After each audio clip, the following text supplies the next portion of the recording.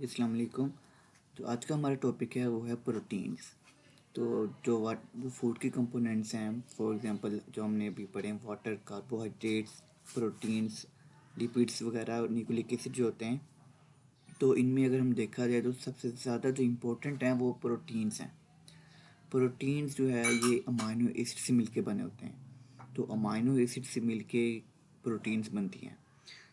ये हमारे basically genetic code होता है।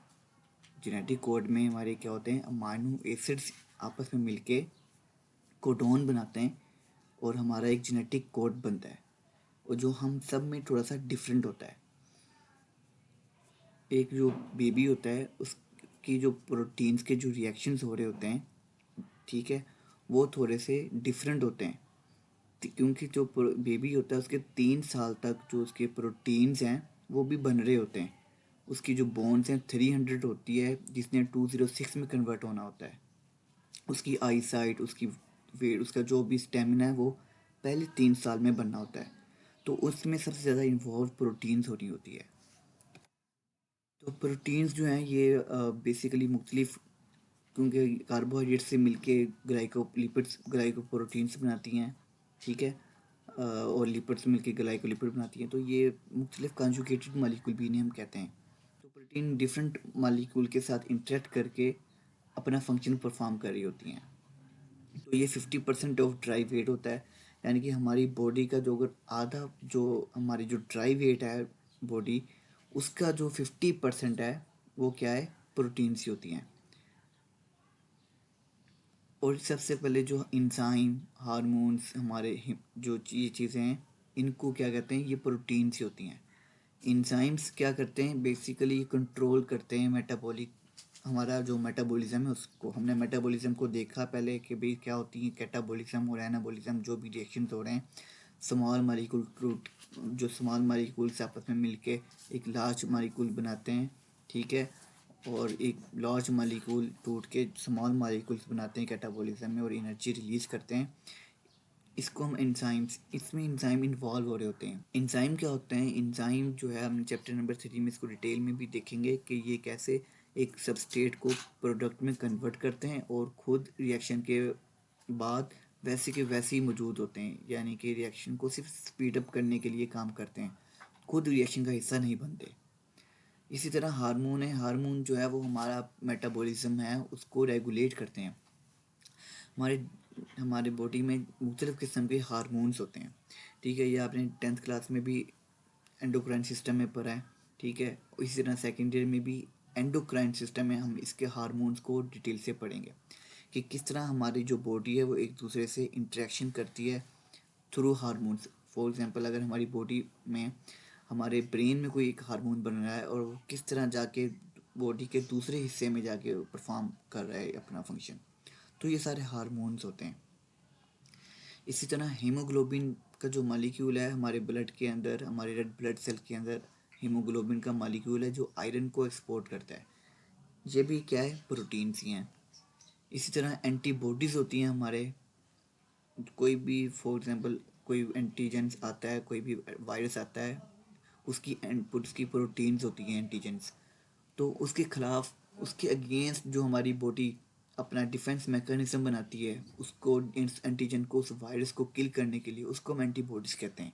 तो ये पैथोजन के खिलाफ हमें डिफेंड कर रही होती है। इसी तरह हमारी जो प्रोटीन्स बॉडी में है, ब्लड क्लोटिंग प्रोटीन जिसे हम फाइब्रिनोजन कहते हैं, जैसे हमारी जख्म लगता है तो वो एक कैलेंडर सा बन जाता है, ब्लैक कलर सा, उसको हम फाइब्रिनोजन बोलते हैं। तो वो भी क्या है, प्रोटीन्स ही होती हैं। इसी तरह हमारे जो मूवमेंट करने के लिए मॉलिक्यूल्स होते हैं, और हमारे सेल जो एनाफेज एक स्टेज होती है जिसमें जो सेल है वो, जो क्रोमोसोम है वो बिल्कुल डिवाइड हो रहे होते हैं, ठीक है। उसमें क्या होता है, ये जो मॉलिक्यूल्स हैं जिसे हम ट्यूबुलिन कहते हैं, और एक्टिन मॉलिक्यूल्स होते हैं। ये भी आपने चैप्टर नंबर 4 में, क्लास 9 में इसको डिटेल से पढ़ा था, साइटोस्केलेटन में।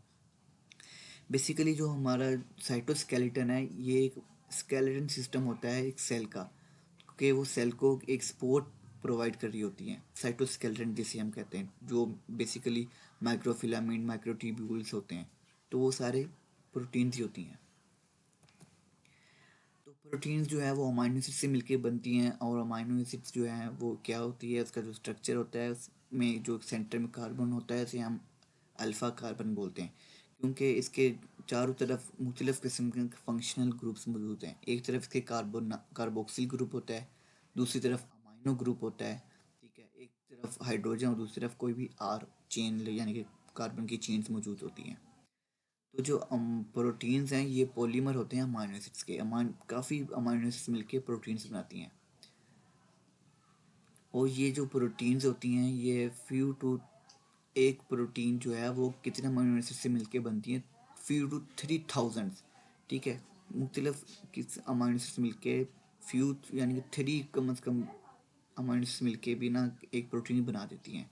तो हमारी बॉडी जो अमाइनो एसिड्स हैं ये 170 टाइप्स हैं इसकी, ठीक है, जो एग्जिस्ट करती हैं। लेकिन जो हमारी प्रोटीन्स बनाती हैं अमाइनो एसिड्स, वो अमाइनो एसिड्स जो हमारी प्रोटीन्स को इनकोड करती हैं वो सिर्फ 25 है, और उनमें 25 में भी जो बहुत ज़्यादा प्रोटीन्स बनाती हैं वो सिर्फ 20 है।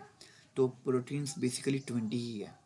तो इसमें से, ठीक है, कुछ इसेंशियल होती हैं, कुछ नॉन इसेंशियल हो। इसकी जगह हाइड्रोजन हो तो उसे हम ग्लाइसिन बोलेंगे। इस आर की जगह अगर हाइड्रोजन हो तो उसे हम ग्लाइसिन बोलेंगे, और इस आर की जगह अगर मिथाइल ग्रुप हो CH3 तो हम उसे एलानिन बोलेंगे। इसी तरह डिफरेंट प्रोटीन अमाइनो एसिड्स होती हैं, ग्लाइसिन, एलानिन, प्रोलिन, डिफरेंट, ठीक है।